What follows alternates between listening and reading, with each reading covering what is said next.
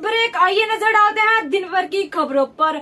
आज doctors day पर जेके news break सलाम करता है सभी डॉक्टर्स को। इस महामारी में दिन रात एक कर दी सभी डॉक्टर्स ने लोगों को बचाने के लिए और साथ ही साथ तैयार बैठी है थर्ड वेव से लड़ने के लिए। आज के दिन हम सभी डॉक्टर्स को सलाम पेश करते हैं और तहे दिल से उनका शुक्रिया अदा करते हैं। इन सभी डॉक्टर्स की जितनी भी तारीफ की जाए वो बहुत ही कम है।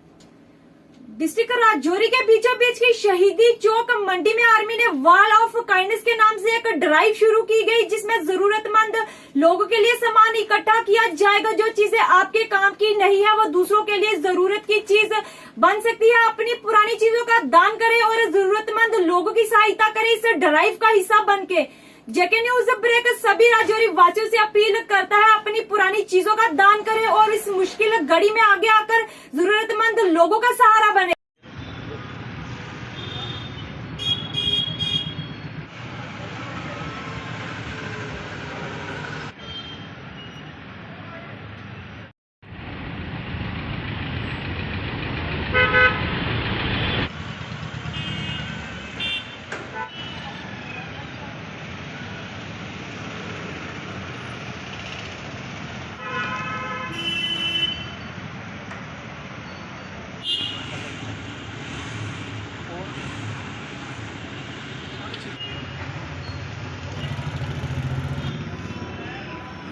जो हैंड टू माउथ होगी, जिनके पास कुछ खाने के लिए नहीं है, रोज़गार नहीं है, ये बहुत अच्छा स्टेप है।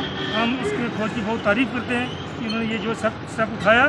और मैं ये भी कोशिश करूँगा कि जो हमारे कंडक्ट में ऐसे लोग हैं जिनके पास ऊपर वाले का दिया सब कुछ है, वो यहाँ पे जितनी भी सपोर्ट हो सके, चाहे वो राशन है, चाहे वो कपड़े हैं, चाहे शूज़ हैं, चाहे घर में टॉयज़ हैं, वो आके यहाँ रखें ताकि जो लोग हैं उसका पूरा फ़ायदा ले सकें। Thank you very much. सेना ने बहुत ही अच्छा कदम उठाया है गरीब लोगों के लिए। हमारे मस्जिद में लिखा है कि अगर दान देना है तो एक हाथ से दो, दूसरे हाथ को पता न चले। दान जो देता है वो शोर डाल के नहीं देता। आज ये ट्रेंड बना हुआ है कि लोग खाली मीडिया में आते हैं और अपने फ़ोटो खिंचवा के वीडियो कैसेटें बनवा के 200, 200, 300, 400 को दान नहीं करते, लेकिन एक्सप्लॉइट ज़्यादा करते हैं। आज ये इस जो कदम उठाया गया है, इससे सबसे बड़ा फ़ायदा ये है जो लेने वाला है, जो गरीब आदमी है, जो एक्सपोज नहीं होना चाहता, वो इससे फ़ायदा उठा सकता है। ये हमारी जो इंडियन आर्मी है, ये सबसे पहला कदम उन्होंने राजौरी के अंदर ऐसी चीज़ रखी है कि इससे हम लोगों को और लोगों को कुछ सीखने के लिए मिलेगा कि जो हमारे घर में कोई कपड़ा, किसी किस्म को पुराना कपड़ा है या किसी को कोई कलर पसंद नहीं आता या किसी को किसी चीज़ की होता है तो वो इधर ला के यहाँ रख सकता है। किसी के पास आटा, चावल, कोई चीज़ खाने पीने वाली, उसके बाद शूज़ वगैरह, जो भी चीज़ घर में स्पेयर है कि आपके काम की नहीं है, हमारे काम की जो चीज़ नहीं है किसी और के काम में आ सकती है। ये आर्मी को मैं मुबारकबाद देता हूँ। यहाँ की हमारी राजौरी की आर्मी ने जो यहाँ मंडी चौक के सामने अलमीरा रखी हैं, ये एक बड़ा ही मतलब मुबारकबाद मैं पेश करता हूँ इनको और इनके जहन की मैं तारीफ़ करता हूँ। जो इन्होंने यहाँ पे कि कोई गरीब गुरबा जो लोग हैं वो यहाँ पे सीसी कैमरा जो है लगे हुए हैं, तो मुझे लगता है कोई अमीर आदमी तो यहाँ जाएगा नहीं, वही ज़रूरतमंद आदमी जो है यहाँ से जो सामान उठाएगा। और जैसे इन्होंने ये काम शुरू किया, जैसे कि कोई भी आदमी जो है वो अपनी बच्चों की बुक्स वगैरह जो हैं वो यहाँ रख सकता है, आटा चावल रख सकता है, तेल रख सकता है, ज़रूरियात ज़िंदगी की जो नीड्स है वो सारी यहाँ पे जो है मतलब घर में जो भी सामान, मतलब जैसे किसी के पास कोई कपड़ा छोटा हो गया या पुराना हो गया, पैंट छोटी होगी, शर्ट छोटी हो गई है, वो यहाँ पे जो है आके यहाँ पे रख सकता है। और जिसको ज़रूरत होगी, जो ज़रूरतमंद जो गरीब आदमी होगा, वो यहाँ से उठा के ले जाएगा। जम्मू में लगातार तीसरे दिन भी सिक्योरिटी फोर्सेस के कैंप पर ड्रोन उड़ते दिखे। सुरक्षा कर्मी लाइट पर हर आने जाने वाली गाड़ियों की जा रही है चेकिंग। सुरक्षा बल जगह जगह तैनात रख रही है कड़ी नजर। आइए दिखाते हैं ये रिपोर्ट। बीजेपी एससी मोर्चा के नेशनल जनरल सेक्रेटरी संजय निर्मल ने स्टेट कमेटी के कार्यकर्ताओं के साथ की मीटिंग अपने बीजेपी एससी मोर्चा हेडक्वार्टर त्रिकुटा नगर जम्मू में। भारतीय जनता पार्टी के MLA doctor Krishna ji, language जी, कनैथिया साहब, कुलदीप जी, और पूर्व में हमारे अध्यक्ष रहे, बढ़ चढ़ कर आपने भाग लिया। बहुत प्रसन्नता हुई और बहुत खुशी हुई। और साथियों, ये जो ऐसी मोर्चा है, अगर हम पॉलिटिकल दृष्टिकोण से देखें तो ऐसी मोर्चा का भारतीय जनता पार्टी में बहुत बड़ा योगदान है। मोर्चा ने बड़े अच्छे ढंग से और बड़ी निष्ठा से पार्टी के लिए काम किया है। खुद भी मोर्चा मजबूत है और पार्टी को भी मजबूत करने में इसका बहुत बड़ा योगदान है। और सभी जो कार्यकर्ता हैं हमारे मोर्चा के, वो दिन रात मेहनत कर रहे हैं, काम कर रहे हैं और पार्टी को जम्मू कश्मीर में मजबूती दे रहे हैं। उसमें हमारे 7 सीटें आरक्षित थी और 7 की 7 सीटें जो बीजेपी के पक्ष में गई थी। और चाहे कोई भी पॉलिटिकल इलेक्शन हो, चाहे मेंबर पार्लियामेंट का इलेक्शन हो, विधानसभा का इलेक्शन हो, या अभी जैसे हमारे जिला विकास परिषद के इलेक्शन हुए, उसमें भी मोर्चा का बहुत बड़ा योगदान रहा है। और उस वक्त मोर्चा की कमान हमारे माननीय भारत भूषण जी के पास थी। तो 23 रिजर्व हमारी सीटें थी, जिसमें से 18 सीटों पे हमें जीत मिली। तो ये बहुत बड़ी उपलब्धि है। मेरा यही है कि रजौरी पुंछ को पिछले 70 वर्षों से हम उसका शिकार होते हैं, चाहे वो 65 हो, 71 हो, और 25-30 वर्षों से तो मिलिटेंसी के अंदर भी 2000 से अधिक लोग जो है उनकी हत्या की। ना किसी को नहीं बख्शा, ना हिंदू को बख्शा, ना मुस्लिम को बख्शा। तो इस प्रकार से लगातार, और मेरा इसके ऊपर ये कहना है, मैं जल्दी ही भारत सरकार के पास भी मैं जाने वाला हूँ। मेरा तो ये कहना है कि उनकी याद के अंदर, जो शहीदों की याद के अंदर डाक टिकट जारी किया जाए और 11 नवंबर जो है वो छुट्टी डिक्लेयर की। कारगिल पुलिस की कड़ी मुशक्कत के बाद एक गुमशुदा महिला की डेड बॉडी को खोज निकाला, जो पिछले कुछ दिनों से पानी खारा से लापता हुई थी। पुलिस की कार्रवाई के दौरान 2 अपराधियों को भी किया गया गिरफ्तार।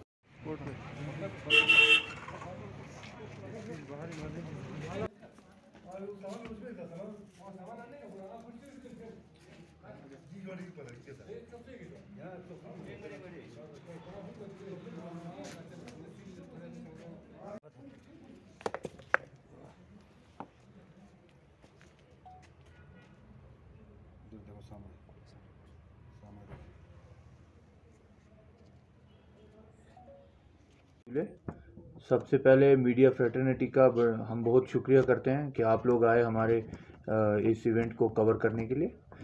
आज हम लोग यहाँ इकट्ठे हुए हैं बेसिकली एक बड़ी कामयाबी जो करगिल पुलिस ने पाई है रिसेंटली, उसके बारे में आप लोगों को और करगिल की आम आवाम को वाबस्ता करने के लिए। हमें 7 जून को एक पुलिस पोस्ट पानीखर में मिसिंग रिपोर्ट लॉन्च की जाती है एक आदमी की तरफ से कि मेरी बीवी जो है वो कल से वापस नहीं आई है। वो कुछ दुकान पे गई है कुछ खरीदने और उसके बाद वापस नहीं आई है। तो अकॉर्डिंगली पुलिस पोस्ट पानीखर जो है सर्च स्टार्ट करता है।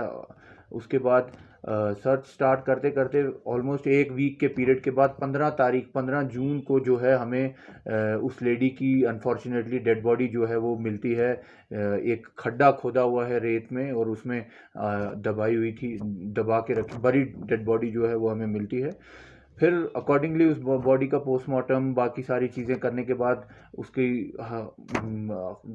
बॉडी की कंपोजिशन, बॉडी की कंडीशन देखकर लगता है कि हाँ वो डिकम्पोज बॉडी है, किसी ने उसको कुछ इंजरीज भी उसमें शाया होती हैं और पोस्टमार्टम रिपोर्ट भी कहीं हद तक वैसे ही हमें। तो ये बेसिकली जो बंदा है जिसकी वाइफ थी ये इनका मेट भी था। तो ये बेसिकली इससे कमीशन चार्ज करता था हर ईंट को बनाने की। उसके बाद जो औरत थी वो बेसिकली डोमिनेटिंग थी, वो सारा इनका जो भी इसका माल वाल जो भी कॉन्ट्रैक्टर इनको पैसे देता था वो उस औरत के पास ही रहता था। तो basically they were not paid the dues. ठीक, उसके बाद वो इनको उनकी गरीबी पे 10 चीज़ों पे तंग करती थी। तो कंटिन्यूस एक जो वो मतलब अकॉर्डिंग टू हिम जो उनको वो तंग करने का सिलसिला चलता था, उसकी वजह से ये लड़के जो है तंग आकर इन्होंने ये डिसाइड किया कि हम इस बूढ़े से बंदे से और इसकी बीवी से बदला लेने के लिए इसकी बीवी को हम मारेंगे। तो इसमें इन्होंने किया क्या कि पहले इन्होंने मर्डर प्लान किया, उसके बाद ये वेट कर रहे थे अच्छे अपने लिए एक अच्छे मौके का। तो एक दिन शाम के टाइम में जो ये औरत किसी दुकान पे जाती है कुछ सामान लेने। इसका खावन जो है वो घर में दिन भर का काम करके रेस्ट कर रहा होता है। तो इन दोनों को मौका मिल जाता है। ये जब वापस आ रही होती है, अंधेरा ऑलमोस्ट ऑन सेट होता है, तो ये इसको रस्सी से स्ट्रैंगुलेशन करके जो है ऑलमोस्ट मार ही देते हैं, साइड में बुशेस में लेके रख देते हैं। उसके बाद ये खड़ा वड़ा इन्होंने पहले से खोद के रखा होता है। फिर ये जाते हैं उस औरत के हस्बैंड के पास, उसको बताते हैं कि जी ऐसे ऐसे आंटी जो है वो हमें गायब है, आ नहीं रही है। तो ये उसको जान पूछ के दूसरी डायरेक्शन में ले जाते हैं, जिस साइड से दुकान है, मेन रोड है, उस साइड ले जाते हैं। वहाँ वो ढूंढते हैं पूरी रात। नेक्स्ट डे फिर पुलिस के पास आते हैं, फिर उसी साइड ले जाते हैं, क्योंकि नेचुरली वो उसी साइड गई भी थी। तो मीनवाइल जब ये रात को वापस आ जाते हैं ढूंढ वांड के, तो उसके बाद बंदे को, उस बूढ़े को बोलते हैं तुम रेस्ट करो, हम फिर से ढूंढते हैं। तो बेसिकली ये उस वक्त निकल के तो उस औरत को घसीट के ले जाते हैं जहाँ इन्होंने उसको बरी करने का प्लान बनाया था। वहाँ एक बड़े से पत्थर से उस औरत को फिर से मारा जाता है to confirm that she is dead. तो उसके बाद उसको दफना देते हैं रेत वेत में, और फिर ये आ जाते हैं वापस। फिर अकॉर्डिंगली जब पुलिस मिसिंग पे सर्च करती है तो कहीं ना कहीं ये लड़के निकल जाते हैं, छुप जाते हैं, अंडरग्राउंड हो जाते हैं, बट रियलाइज़ नहीं होता है उतना। जब हमने उसके बाद इन्वेस्टिगेशन में FIR लगाई और अकॉर्डिंगली इन्वेस्टिगेशन फर्दर पेश अप की, तो हमें पता चलता है कि ये लड़के गायब हैं। तो अकॉर्डिंगली टेक्निकल और फील्ड फॉर्मेशंस की रिसर्च के दौरान जो है हम एक बंदे को अभी तक पकड़ पाए हैं, जिसका नाम विजय रावत है। ये भी नेपाली लड़का है। तो दूसरा लड़का भी इंशाल्लाह जल्दी हम पकड़ेंगे। हमारी इन्वेस्टिगेशन ऑन है, ज़्यादा दूर तो ये जा नहीं पाएंगे। तो इसी के चलते जो हमने सोचा कि आज आप लोगों को, कारगिल की आवाम को बताया जाए कि एक हमारे कारगिल में एक मर्डर केस जो है सामने आया। बट ये अच्छी बात है कि पुलिस जो है, फील्ड फॉर्मेशंस जो हैं वो अच्छा काम कर रही हैं। इसके लिए मैं स्पेसिफ़िकली हमारे एडिशनल SP साहब, SHO साहब और जो दोनों हमारे SIs हैं, इनको मुबारकबाद पेश करता हूँ, एप्रिसिएशन देता हूँ कि इतना जल्दी इन्होंने रिकॉर्ड टाइम में केस को सॉल्व किया। Thank you so much. District Congress committee Jammu के कार्यकर्ताओं ने पार्टी हेडक्वार्टर में की एक मीटिंग, जिसमें फार्मर मिनिस्टर योगेश सानी और vice president PCC farmer minister Raman Bhalla की क़यादत में, जिसमें उन्होंने पार्टी के आला अधिकारियों का किया शुक्रिया और साथ ही साथ दी जानकारी आने वाले दिनों में आयोजित होने वाले कार्यक्रम की। आइए दिखाते हैं ये रिपोर्ट।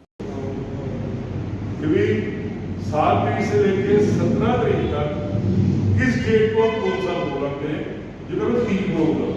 तो जो कांग्रेस पार्टी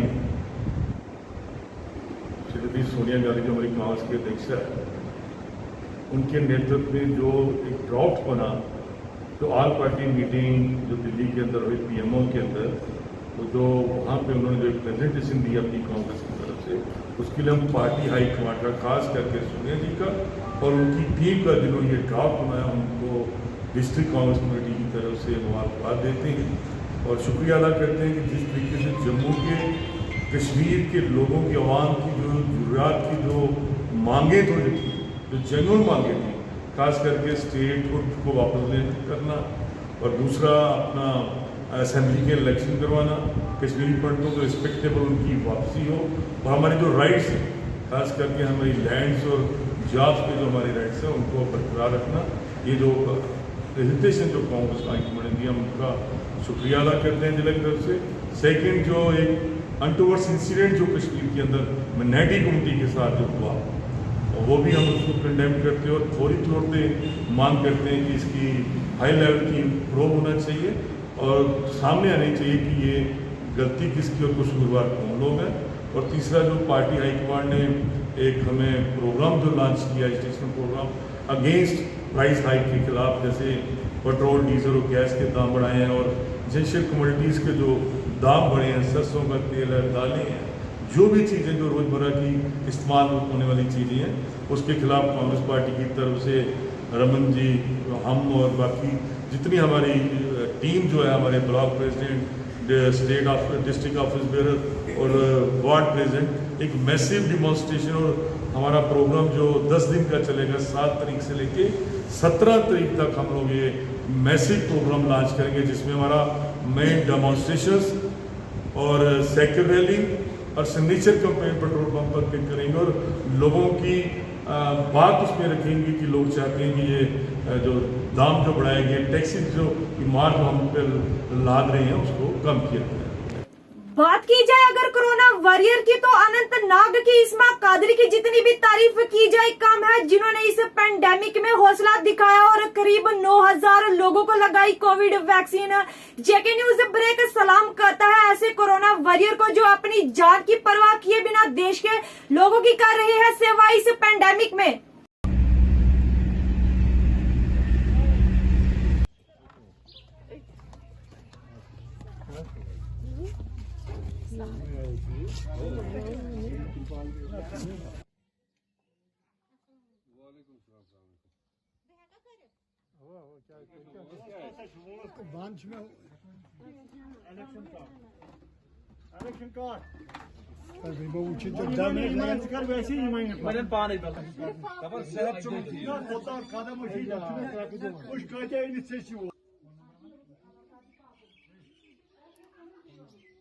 डॉक्टर गौहर है, यहाँ BMO सर है, वर्दी BMO सर, वो भी खुद इम्यूनाइजेशन सेक्शन में बैठ के उनको मतलब बहुत एनकरेज करते थे, मोटिवेट करते थे, बोल रहे थे नहीं आप लोग आ जाओ, वैक्सीन करो, ये आप लोगों के लिए ज़रूरी है क्योंकि आजकल इतना मतलब पैंडेमिक चल रहा है, कोविड पैंडेमिक, ये टीका आप लोगों को ज़रूरी करवाना है, इससे आप लोगों को इम्यूनिटी बूस्ट, इस बीमारी से आप मतलब सेफ रह जाओगे।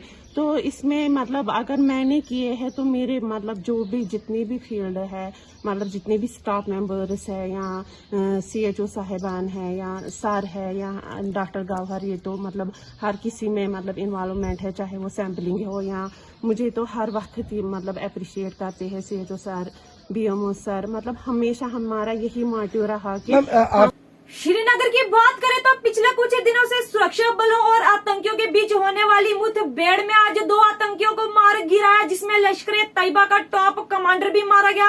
सुरक्षा बलों का सर्च ऑपरेशन अभी भी जारी और सभी सुरक्षा कर्मी अलर्ट पर। जेके न्यूज ब्रेक के संवाददाता बशीर अहमद खान की यह report. District Poonch development commissioner Inderjeet ने डॉक्टरों के साथ मीटिंग कर जायजा लिया 3rd वेव कोविड-19 की तैयारियों का। So further, there is no specific COVID treatment. Is likelihood of iatrogenic return. That such patients are to be managed in a level 3 COVID care facility. So we are not. But you have mentioned that less than 90% on atmospheric air. Sir, require further testing, as I have already told. Such item requires LDH, CPK, syruferritin, sir, anticoagulation markers, anti-inflammatory markers, which sir we are unable to provide. So that is. करना चाहिए। अगर आप लोगों से नहीं होता है तो फिर आपको एडमिनिस्ट्रेशन के नोटिस में लाना चाहिए कि हमारी ये रिक्वायरमेंट रहेगी, एक रिजीम जो है वो प्रिस्क्राइब है, उस रिजीम को जो है ढंग से इम्प्लीमेंट करने के लिए हमारी ये चीज़ें रिक्वायरमेंट्स रहेंगी। मैंने आपको पहले ही कहा है कि मैन पावर का इशू है वो जो हमारे लिए पॉसिबल नहीं है कि 100% आपके मैन पावर इशूज़ जो हैं वो रिजॉल्व कर सकें, लेकिन ये आपका जो अवेलेबल मैन पावर है, अगर उसको आप ट्रेन करके काम चला सकते हैं तो आप क्यों ट्रेनिंग नहीं उनको करवाते हैं? पहले उनको ट्रेनिंग करवाइए। आप उस चीज़ का इंतज़ार क्यों करते हैं कि अगर कोई चीज़ की जो है वो परेशानी आ जाएगी या ज़रूरत पड़ जाएगी तो फिर हम ट्रेनिंग पे भेजेंगे? एडवांस प्लानिंग क्यों नहीं करते हैं आपको? अगर अंदर करना है, इसकी सर्विसेज इम्प्रूव करनी है तो सिर्फ पैसा खर्च करने से सर्विस नहीं इम्प्रूव हो सकती। आपके साथ जो लोग काम करते हैं उनका मोटिवेशन लेवल हाई लाना पड़ेगा। तो उनका मोटिवेशन लेवल हाई लाने के लिए बहुत सारे तरीके होते हैं, उन सभी तरीकों को आपको अपनाना पड़ेगा। Doctor I can just say the terms in general way, उसमें आपके जो अल्ट्रासोनोग्राफी होती होगी, आपका और कुछ टेस्ट होते होंगे, लेकिन मोटे मोटे मुझे पता है लोअर हॉस्पिटल्स हैं वहाँ क्या होता होगा। और आप अपने डिस्ट्रिक्ट हॉस्पिटल को पब्लिक, ये आपका हाईएस्ट इंस्टीट्यूशन है हेल्थ का डिस्ट्रिक्ट में, तो इसको हाईएस्ट स्टैंडर्ड मेंटेन करिए ताकि जो आदमी पीएससी से या एसबीएस से जहाँ आए रेफर होके आए तो उसको एक मेंटल साइकोलॉजिकल सेटिस्फेक्शन लेवल होना चाहिए। इसी तरह राजौरी के थाना मंडी में शाहिद सलीम की क़ियादत में श्रीनगर में हुई वारदात सिख समुदाय की महिलाओं के साथ हुई बदसलूकी को लेकर किया प्रदर्शन और कड़े शब्दों में की इस घटना की निंदा। ये दिखाते हैं तारिक शाल की ये रिपोर्ट।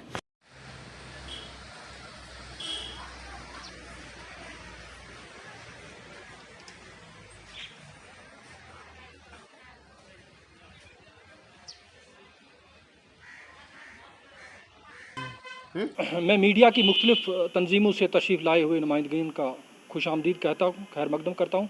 और आज का ये जो अलामती प्रोटेस्ट है, ये जो आपने देखा पिछले 2-3 दिन से पूरे जम्मू कश्मीर में और पूरे भारत में जो एक मसला बना हुआ है, कुछ मुबैना तौर पर 2 कम सिन सिख बच्चियों की अगवा का मसला जो बताया जा रहा है, तो उसकी वजह से पूरा हमारा इलाका, पूरा खिता जम्मू कश्मीर जो है उसमें कॉम्युनल जो है क्लैश की तरफ वो बढ़ रहा है दिन ब दिन। और इसी के हवाले से आज हमने ये जो यहाँ पे खिता पीर पंचाल की जानिब से यहाँ पे एक जो अलामती एहतजाज रखा है, सिंबॉलिक प्रोटेस्ट रखा है, क्योंकि कोविड रिस्ट्रिक्शंस के चलते हमको बड़ा प्रोटेस्ट तो कर नहीं सकते, लेकिन हम चंद लोग यहाँ पे एक खड़े होकर ये मैसेज देना चाहते हैं सबसे पहले कि जो मुबैना फोर्स्ड कन्वर्शन की बात की जा रही है कि जबरी तौर पर कुछ बच्चियों से इस्लाम कबूल कराया गया है मुबैना तौर पर, उसकी हकीकत क्या है वो कुछ चीज़ें तो सामने आना शुरू हो गई हैं, कुछ अगले कुछ एक हफ्ते तक आ जाएंगी, तो उसकी हम पुरजोर मजम्मत करते हैं। और हम ये कहना चाहते हैं कि कुरान पाक इसमें साफ वाज़िया कुरान का हुक्म है सूरह बकरा की आयत 256 में कि ला इकराह फिद्दीन, के इस्लाम में कोई भी जबर की ज़बरदस्ती की कोई गुंजाइश ही नहीं। सिंह सिरसा करके जो दिल्ली से आते हैं, उनका पास्ट, उनके कनेक्शंस कहाँ हैं, किस जमात के साथ वो जुड़े रहे, जो यहाँ की सिख लीडरशिप जो है हमारी वहाँ पे क्या नाम है वो राना साहब से जो बात हुई है, जो सिख कोऑर्डिनेशन कमेटी के चीफ हैं उनसे बात हुई, और मैंने अपनी ऑर्गेनाइजेशन की तरफ से ख़त लिखकर और पंजाब में सिखों की बहुत बड़ी मोतबर और मौसर आवाज़, अगर आपको याद हो तो शिरोमणि अकाली दल अमृतसर जो है उनके लीडर हैं, बुज़ुर्ग 80-85 साल उनकी उम्र है, सिमरनजीत सिंह मान उनका नाम है, मेरी बात भी हुई है और मैंने उनको ख़त लिखा है, क्योंकि कश्मीर में भी उनकी बहुत पजीराई है, वो बड़े हरदिल अजीज़ लीडर हैं पंजाब में भी और कश्मीर में भी।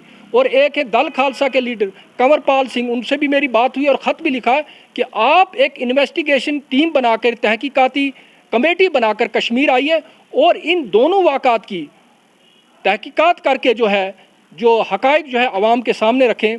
और आपका NRC CAA का मामला हो, और जब भी कोई मामला हुआ तो हमारी बच्चियां, हमारे स्टूडेंट्स ऑल ओवर इंडिया जहां भी स्ट्रैंडेड हुए, फंसे पड़े, ये सिख कौम एक ऐसी कौम है जिन्होंने हमारी बच्चियों को एयर टिकट तक देकर जो है अपने घरों तक पहुंचाया। और जब 2016 का सैलाब आया था और वाहिद रियासत है भारत की पंजाब कि जहां से बेदरेग रिलीफ पहुंची थी कश्मीर में, तो लिहाजा कई ताकतों को पहले कह चुका हूं, तो ये सिख मुस्लिम कोऑर्डिनेशन जो है ये पसंद नहीं है, तो उनको एक मौका मिला है और इस पर यूपी के इलेक्शन आने वाले हैं, पंजाब के इलेक्शन, लिहाजा RSS और बीजेपी को तो कुछ तो एजेंडा चाहिए कि आप कश्मीर को कैसे दबाना है ताकि वोट तो लेने हैं। लिहाजा उनको हरगिज़ ये कबूल नहीं है कि सिख और मुसलमान जो है एक दूसरे के जो है शाना बिशाना चले। और मैं आपको बताऊँ, सिखों ने सिर्फ हमारी जो है आफात समावी में ही मदद नहीं की, बल्कि politically Sikhs and Muslims they are on the same page, politically भी ये लोग हमारे साथ खड़े हैं।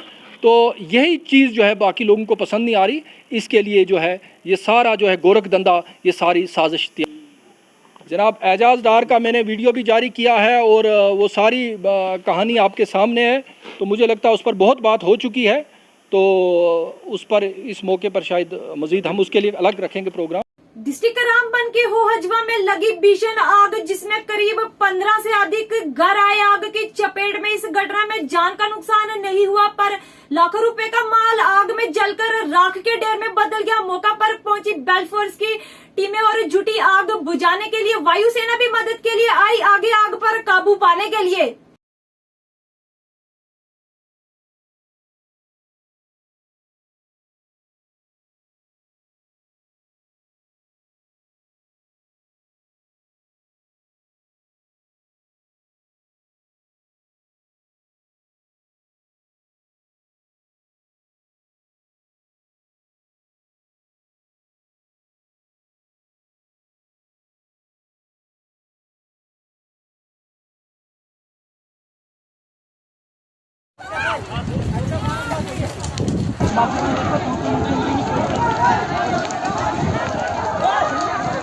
इसमें कम से कम 15 मकान खासकर हो चुके हैं आग के, और यहाँ पर 23 RR पुलिस और सिविल सिक्योरिटी वॉलंटियर्स जो यहाँ पर है रेस्क्यू में लगे हुए हैं, लेकिन अभी तक कोई कंट्रोल नहीं हुआ है।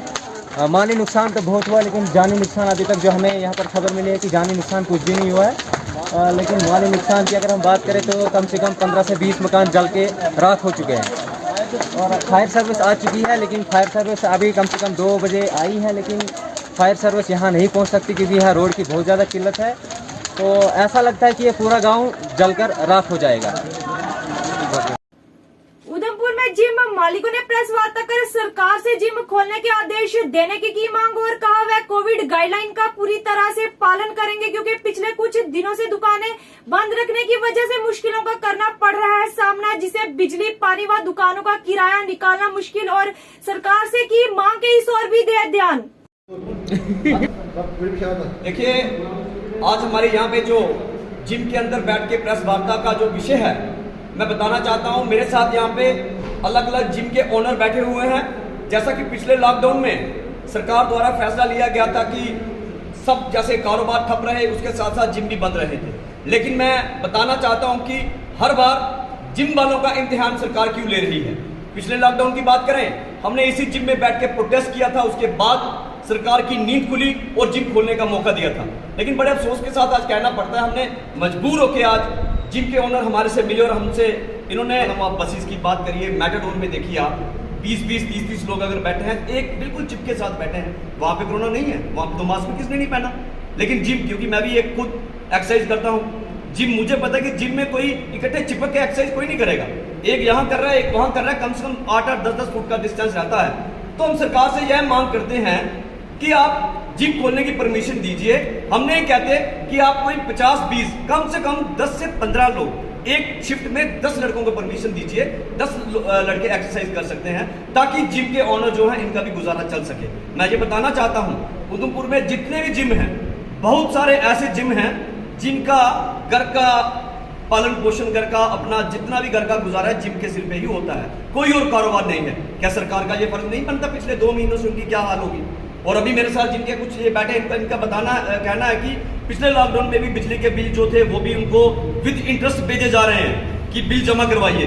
क्या कसूर था इनका? और कुछ ऐसे भी हैं यहाँ पे, मेरे ख्याल से जितने ओनर बैठे हैं सारे किराए पे जिम चला रहे हैं, जिनका 20-25 हज़ार रुपया महीने का किराया है। वो किराया कौन देगा 2 महीने का?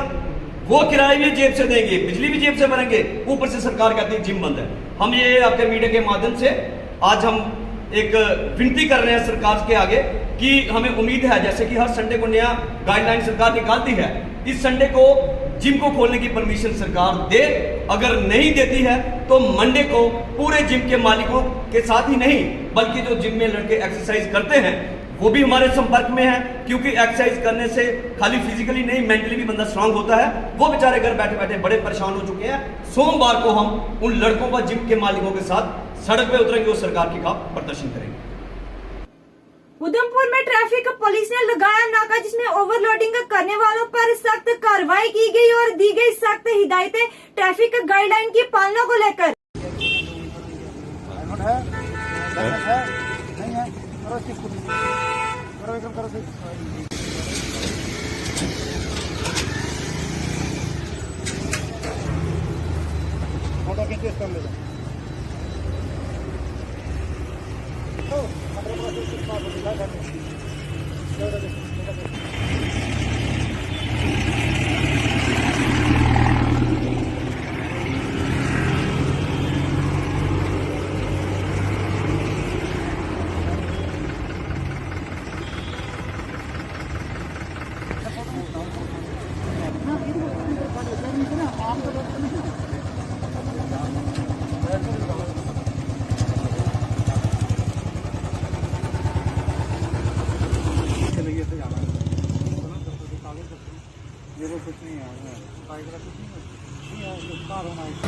काउंट किए गए। देखिए, रूटीन में हम चलाने वगैरह देखते हैं, लोगों को अवेयर करते हैं, विदाउट क्रैश हेलमेट जो हैं जुर्माना भी करते हैं।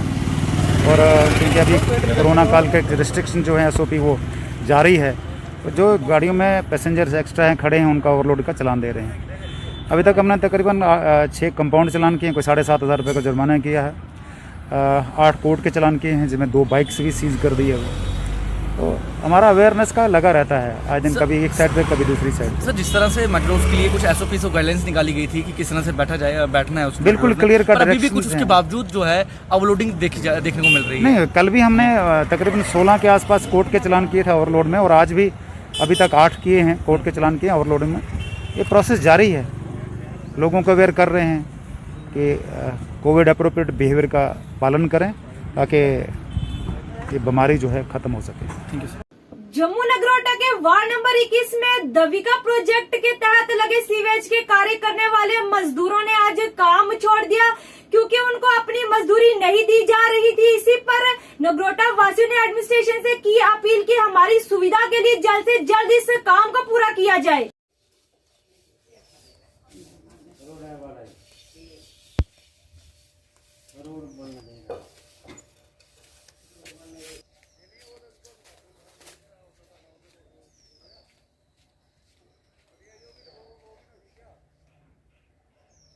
सर, अपने नाम से शुरू करेंगे, ये बताएंगे कि काफ़ी लोग यहाँ पर जमा हुए हैं, जगह का नाम बताएं और अपना नाम बताएं, क्या समस्या आ रही है? सर, मेरा नाम कुलदीप कुमार है, मैं वार्ड नंबर 21 नगरोटा का रहने वाला हूँ और जितने भी ये लोग पीछे खड़े हैं ये सब वार्ड नंबर 21 नगरोटा के रहने वाले हैं। समस्या ये है, सबसे पहले तो मैं आपका शुक्रिया अदा करता हूँ कि आपके माध्यम से हमने बहुत बार एडमिनिस्ट्रेशन से गुहार लगाई है, रिक्वेस्ट की है कि इस काम में दिलचस्पी लें और लोगों को दुख दर्द से निजात दिलवाएं ताकि लोगों को दुख ना हो, दर्द ना हो। क्योंकि अगर एडमिनिस्ट्रेशन ये काम करवा रही है किसी के जरिए है, जैसे भी है, तो लोगों की सुविधा के लिए, ना कि उनको तकलीफ़ पहुंचाने के लिए ये काम किया जा रहा है।